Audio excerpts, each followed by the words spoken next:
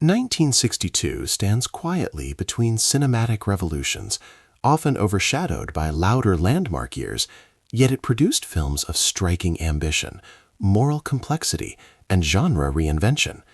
This was a moment when Hollywood epics wrestled with disillusionment, westerns questioned their own myths, and thrillers began tightening their psychological grip. Studios were still investing in spectacle, but beneath the surface, filmmakers were probing doubt, authority, paranoia, and shifting cultural values. Some of these films were commercially successful, yet critically divided, while others slipped into the margins despite daring storytelling choices. Together, they capture an industry in transition, balancing old studio grandeur with emerging modern anxieties. Revisiting them today reveals craftsmanship, risk, and thematic weight that feel newly relevant. These are not relics preserved for nostalgia. They are muscular, thoughtful works that still resonate, waiting to be rediscovered by audiences ready to look beyond the obvious classics of their era. Terrace Bulba. Terrace Bulba transforms Nikolai Gogol's historical tale into sweeping adventure, combining large-scale battle sequences with intimate father-son conflict. Yul Brynner commands the screen as the fierce Cossack leader, determined to defend homeland and tradition. Tony Curtis plays his son, whose divided loyalties introduce romantic and cultural tension. Shot across expansive Argentine landscapes standing in for Eastern Europe, the film delivers cavalry charges and siege scenes with impressive logistical coordination. Yet its emotional core rests on generational conflict, examining how rigid honor codes clash with personal desire. Franz Waxman's stirring score heightens both grandeur and tragedy, reinforcing epic scope. While sometimes overshadowed by other historical spectacles of the era, Terrace Bulba offers muscular storytelling anchored by charismatic performances. Its blend of patriotism, rebellion, and sacrifice invites reconsideration as a vivid example of early 1960s epic filmmaking, striving for both spectacle and emotional resonance. The Interns. The Interns offers a revealing glimpse into hospital life before medical dramas became television staples. Centered on young doctors navigating their first year, the film balances professional responsibility with personal entanglements. Michael Callan and Cliff Robertson portray ambitious interns confronting exhaustion, ethical dilemmas, and emotional strain within a demanding institution. Rather than sensationalized medicine, the narrative focuses on procedural realism and interpersonal conflict. The black and white cinematography enhances the clinical atmosphere, emphasizing fluorescent corridors and operating rooms. Issues of competence, romance, and moral compromise surface as the interns learn that authority does not guarantee wisdom. Though modest in scale, the film anticipates later ensemble hospital dramas by humanizing physicians as fallible learners rather than heroic saviors. Overlooked in discussions of early 1960s cinema, The Interns deserves recognition for portraying medicine as both vocation and crucible, shaping character through relentless responsibility and imperfect choices. Billy Budd. Directed by and starring Peter Ustinov, Billy Budd adapts Herman Melville's novella into a morally charged sea drama. Terence Stamp's portrayal of the innocent sailor radiates openness, contrasting sharply with Robert Ryan's brooding master-at-arms Claggart. Set aboard a British warship during the Napoleonic era, the film explores discipline, envy, and the burden of command. Its confined shipboard environment intensifies psychological tension, transforming hierarchy into tragedy. Ustinov resists sensationalism, focusing instead on ethical ambiguity as Captain Veer confronts the collision between justice and law. The stark black and white visuals underscore themes of innocence and corruption without simplifying them. Often overshadowed by flashier adaptations of literary classics, Billy Budd endures through performance and moral inquiry. It probes how institutions respond to goodness they cannot categorize, making it a timeless meditation on authority, vulnerability, and the cost of rigid obedience. Pressure Point. Pressure Point stands as one of the boldest psychological dramas of its era, confronting racism and extremism through intimate confrontation. Sidney Poitier portrays a prison psychiatrist tasked with evaluating a young white supremacist inmate played by Bobby Darin. The film unfolds largely through therapy sessions, where ideology clashes with reason in tense verbal exchanges. Rather than sensationalize hatred, it dissects the insecurity and psychological wounds fueling bigotry. Poitier's measured performance conveys patience and moral resolute, while Darren reveals unsettling volatility. Released during a turbulent civil rights period, the film addressed racial tension with unusual directness for mainstream cinema. Its chamber drama structure heightens focus on dialogue and character study.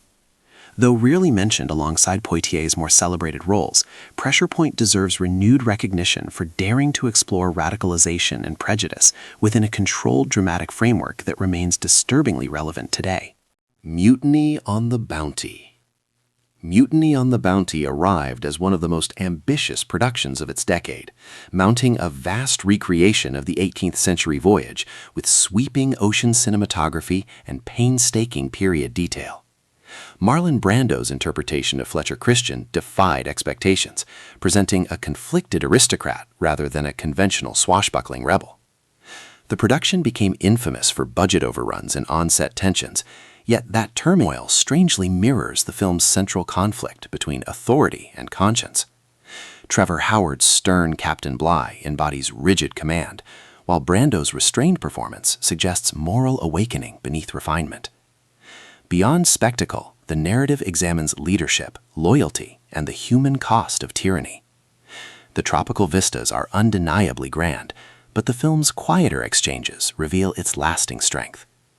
Overshadowed by earlier adaptations and production controversy, this version deserves renewed attention for its thematic ambition, nuanced performances, and willingness to complicate a familiar maritime legend.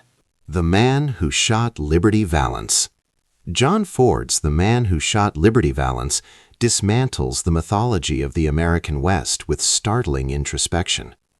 Shot in stark black and white at a time when Westerns favored widescreen color, the film feels deliberately stripped down. James Stewart plays an idealistic lawyer, while John Wayne embodies rugged individualism, their ideological clash revealing the tension between civilization and frontier justice. Lee Marvin's Liberty Valance is less romantic outlaw than embodiment of brute force. The film's famous line about printing the legend captures its meditation on truth versus myth-making. Rather than celebrate gunfire heroics, Ford lingers on regret, compromise, and political pragmatism. Its stage-bound interiors create a sense of confinement, reflecting a West closing in on itself.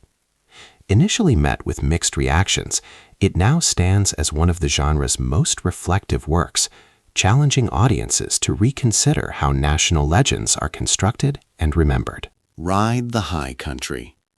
Ride the High Country marked a poignant turning point for the Western, pairing aging lawmen played by Joel McCrea and Randolph Scott in a story steeped in mortality and fading honor. Directed by Sam Peckinpah before his later notoriety, the film favors elegiac tone over explosive violence. The Sierra Nevada landscapes provide expansive beauty, yet the emotional terrain feels intimate and fragile. Two former partners reunite for a gold escort mission that becomes a meditation on loyalty and self-respect. Peckinpah lingers on weathered faces and quiet exchanges, allowing dignity to carry more weight than gunplay. The film resists nostalgia, acknowledging that the frontier era is ending and its codes may not survive modern greed. Understated upon release, it has since been recognized as a foundational revisionist Western. Its emotional restraint and moral complexity make it essential viewing for understanding the genre's evolution. Hatari. Howard Hawks' Hatari blends adventure with relaxed camaraderie, following a team of animal wranglers capturing wildlife in Tanzania for zoos. John Wayne leads the ensemble not as gunslinger, but as professional tracker navigating dangerous terrain with steady competence. Hawks prioritizes process over plot, devoting extended sequences to the exhilarating mechanics of capturing rhinoceroses and giraffes using vehicles and ropes. These scenes, filmed with remarkable authenticity, generate suspense through choreography rather than artificial peril. Henry Mancini's buoyant score adds unexpected playfulness, softening the rugged environment with melodic warmth. Beneath its breezy surface, the film celebrates teamwork, mutual respect, and understanded romance. It avoids heavy melodrama, allowing character chemistry to unfold organically across sunlit landscapes. Often dismissed as lightweight compared to Hawke's sharper dramas, Hatari merits attention for its confident pacing, technical daring, and depiction of adventure grounded in collaboration rather than conquest. Experiment in terror tightens suspense through atmosphere rather than spectacle, establishing director Blake Edwards as a craftsman of noir-infused thrillers. Lee Remick plays a bank teller terrorized by a cold, whispering criminal portrayed with chilling restraint by Ross Martin. The film's San Francisco setting becomes a shadowy labyrinth, captured in moody black and white cinematography that heightens vulnerability. Henry Mancini's haunting score underscores tension without overwhelming scenes. Edwards structures the narrative around psychological intimidation, showing how fear infiltrates daily life.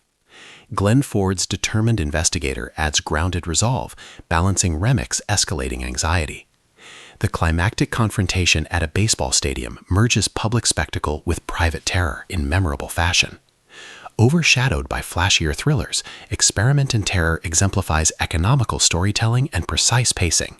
Its emphasis on mood and character over gimmicks marks it as a sophisticated entry in early 1960s suspense cinema. Panic in Year Zero. Panic in Year Zero channels Cold War anxiety into lean survival drama, following a family navigating nuclear fallout aftermath. Ray Milland directs and stars as a father forced to make harsh decisions when Los Angeles descends into chaos.